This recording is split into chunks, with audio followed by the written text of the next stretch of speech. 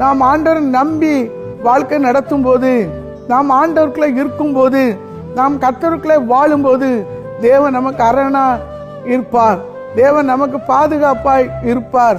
நம்முடைய வீட்டுக்கு பாதுகாப்பாய் இருப்பார். நம்ம செய்கிற தொழிலை சுற்றிலும் தேவன் அரணாய் இருப்பார்.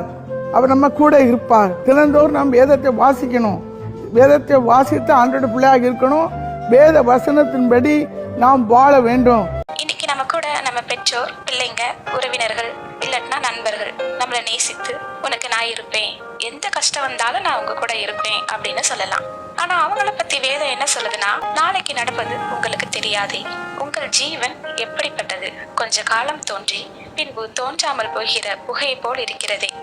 இப்படிப்பட்ட மனுஷனை நாம் நம்புவதோ இல்லாட்டி அவங்கள சார்ந்த ஒரு முடிவு எடுக்கும் போதோ வருங்காலத்துல நாம கைவிடப்பட்ட நிர்பந்தமான நிலைக்கு நம்ம தள்ளப்பட்டுருவோம்.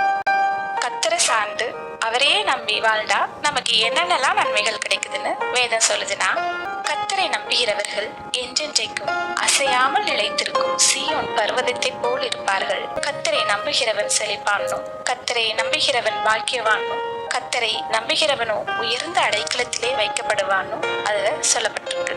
அதனால கர்த்தர் மேல மாத்திரம் நம்பிக்கை வச்சு சந்தோஷமா வாழலாம். கர்த்தர் உங்கள் அனைவரையும் ஆசீர்வதிப்பாராக.